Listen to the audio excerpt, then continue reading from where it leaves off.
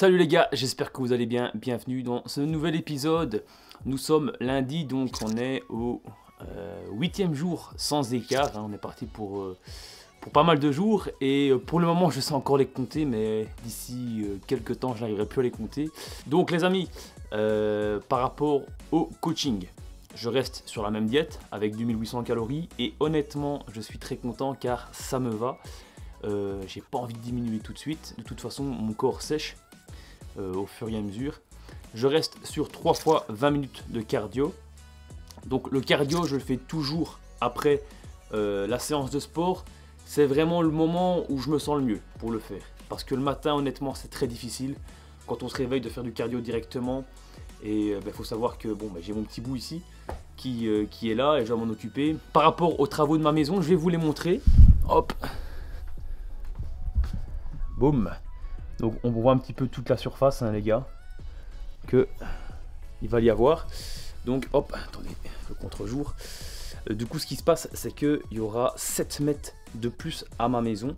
Et heureusement que ça tombe en début de préparation, car honnêtement ça sera arrivé vers le milieu, voire le 3/4 de ma préparation. J'aurais vraiment, mais vraiment eu du mal à tenir le coup, malgré la force mentale. Un petit bout, plus la préparation, plus les séances, plus travailler dans le bâtiment, c'est pas évident. Demain les gars, je vous emmènerai un petit peu dans le bâtiment pour vous montrer un petit peu l'évolution, hein. Je sais pas si ça intéresse des gens, mais moi j'aime aussi ce petit côté home tour à vous présenter. Enfin bref, je sors un petit peu du sujet. Ici on va aller bosser les jambes, comme tous les lundis. On va aller faire du squat et on va surtout prendre un petit peu moins lourd. Car plus je maigris, enfin je l'ai senti ici en fait avec la perte de poids et le poids sur la barre, j'ai quand même plus 20 ans, hein, j'ai quand même 30 ans, donc ça fait quand même une différence malgré tout. Et je ne peux plus me permettre de porter trop lourd et de me broyer, quoi. Honnêtement maintenant les blessures quand je les ressens, assez fortement. Donc c'est simple, on va simplement mettre un petit peu moins lourd. Je sais pas encore si je vais monter à 100 kg. Je vais monter certainement à 100 kg, mais je verrai bien un petit peu mon état. Je vais pas faire 6 reps comme je sais d'habitude, car je sais que généralement les 3-4 premières reps elles passent tranquillement, et puis les 2 dernières elles ont généralement du mal à passer. Et je sens parfois que ça force un petit peu sur le dos. Et c'est pas du tout le but, c'est pas du tout le but. On est vraiment dans du culturisme pur et simple. Donc on va porter un petit peu moins lourd, quitte à faire un peu plus de répétitions, mais à partir du moment où on ressent les fibres travailler, c'est le principal. Bref les amis, petit pouce bleu, abonnez-vous à la chaîne YouTube si ce n'est pas encore fait, un petit like et oui, un petit point aussi à revenir dessus juste avant. Je sais que j'ai pas fait trop de vues par rapport aux précédentes vidéos et je pense que premièrement le titre n'est pas aguicheur et deuxièmement la miniature manque d'informations, c'est-à-dire qu'on ne sait pas vraiment ce qu'on va regarder. Donc je vais essayer de m'améliorer par rapport à ce niveau-là. C'est-à-dire que la miniature ait un lien avec la vidéo pour que les gens aient envie de cliquer. Parce que j'essaie de proposer du contenu, on va dire, intéressant, hein, pour ceux qui me suivent. Mais forcément, si la miniature ou si le titre n'est pas aguicheur, entre guillemets, hein, on n'a pas envie de cliquer dessus, forcément, ça fait pas beaucoup de vues. Et le but étant de faire quand même un minimum de vues. Donc voilà, je compte sur vous les gars pour partager un max aussi la vidéo. Et on se revoit à la salle, c'est parti.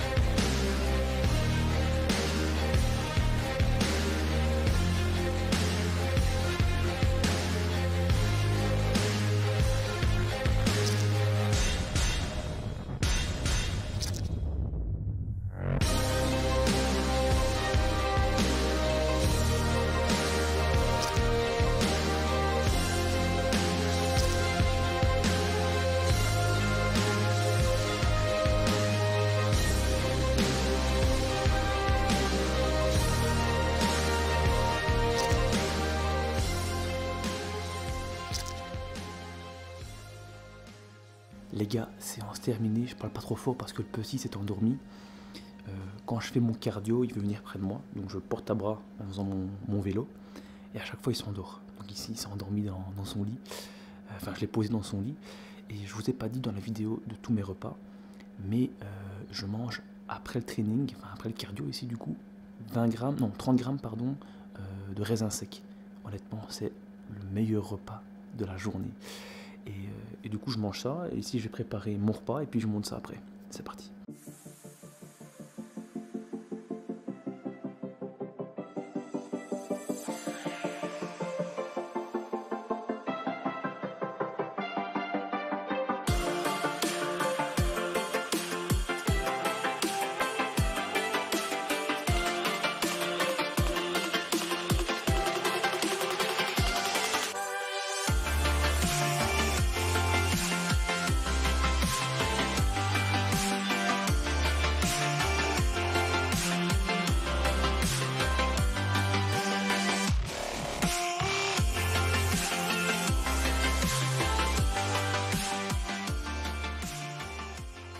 Bon les gars, on se retrouve à l'intérieur de mon train, donc dans mon lieu de travail. Je voulais juste montrer un petit peu mon organisation par rapport à mon sac de travail. Hop, petite sacoche pour mettre les amandes. Bon, je les ai déjà mangées du coup. C'est vide. Petit compartiment. Hop. Pour la petite canette, pour rester au frais. Alors, je sais que il y en a qui ne boivent pas de soda zéro. Voilà, moi c'est mon petit plaisir, surtout en sèche, ça fait vraiment plaisir d'avoir une petite boisson pétillante et fraîche. Ça remplace un petit peu de l'eau, hein. C'est pas ça, j'ai de l'eau ici, juste là. Mais honnêtement, ça me fait plaisir, je veux dire, au moral surtout. C'est surtout ça, c'est pour le moral. Et donc du coup, je vais déjà sortir le casse-dalle. Hein. Hop. Le petit tupperware avec ce qu'on a préparé tantôt, donc le poulet, les haricots, le riz. Est bien pesé. Généralement je prépare tout comme je vous ai montré tout à l'heure et je fais mes tupperwares au jour le jour. Et du coup ce que j'ai aussi ici c'est donc ma farine de riz avec de l'avoine que j'ai mangé donc vers 17 h. Donc du coup ici prochain repas 20 h, il est 19 h 30. Je mange à peu près toutes les 3 h, 3 h 15. J'essaye d'être régulier et fixe dans mes horaires à part le matin. Donc le matin j'ai pas besoin en fait, je suis vraiment réglé comme une horloge quoi. Donc quand je me lève le matin vers 8 ou 9 h, je déjeune et puis une heure après je vais m'entraîner car honnêtement c'est amplement suffisant pour moi pour aller m'entraîner, pour digérer. Et ensuite je dîne en fonction de l'heure à laquelle je termine. Donc parfois il est midi, parfois il est 13 h. Et un jour comme aujourd'hui, ben, j'ai dîné à 14 h. Comme il fallait que je prépare mes repas, j'avais plus de poulet, j'avais plus de riz, j'avais plus d'haricots. Donc voilà. Donc les gars, vous voyez, tout simplement avec de l'organisation, on peut forcément tenir une diète, même en travaillant. Hein. Donc malheureusement, je ne vis pas de ma passion.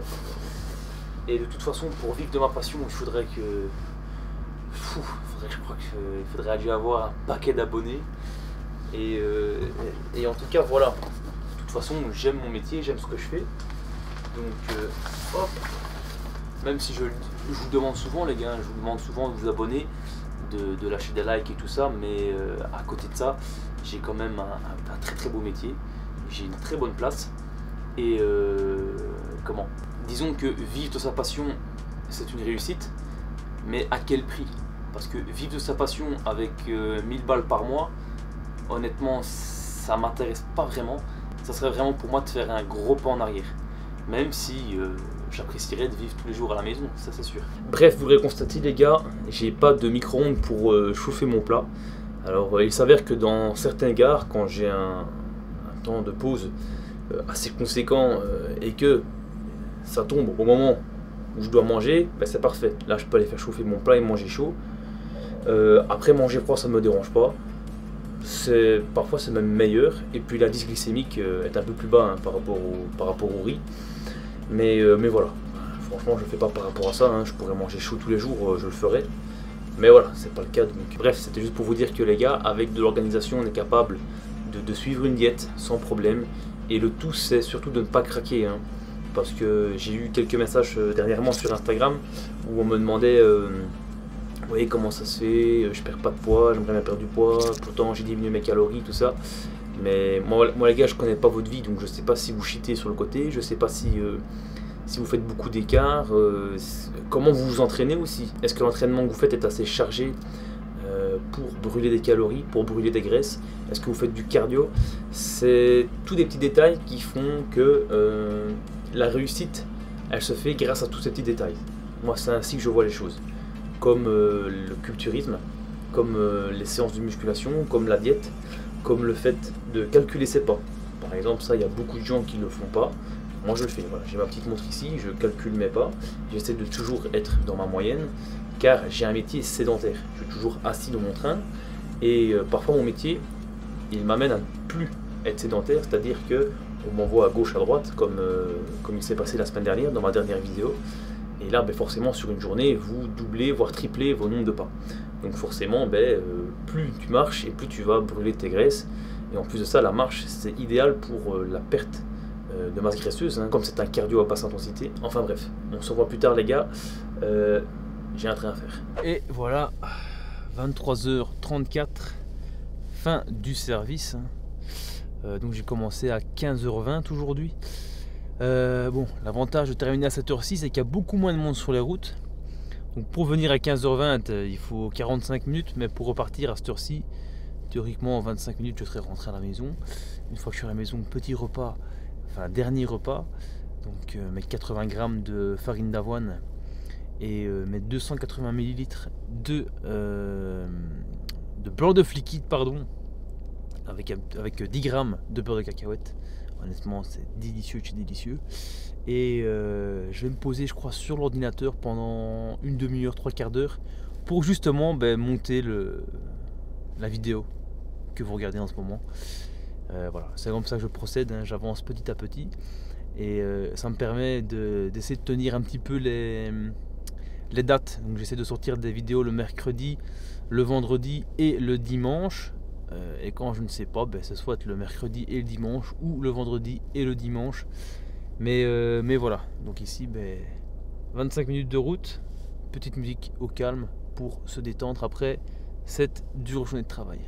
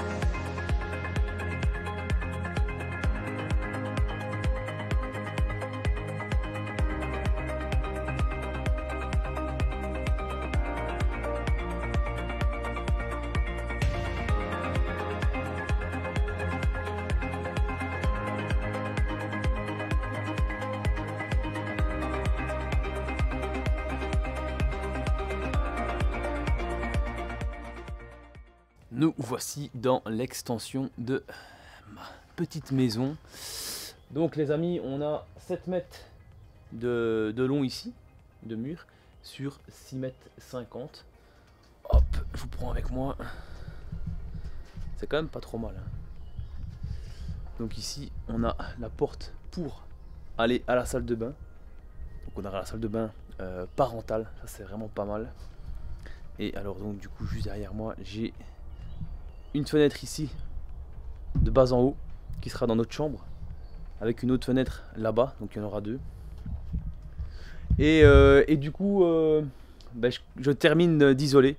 Donc vous l'avez vu ici les gars, là-bas, c'est que c'est pas isolé. Et ce mur-ci, j'ai terminé de le faire. Et celui du centre, je vous montre, il me reste 2-3 cases ici à remplir, mais sinon le mur aussi je l'avais terminé.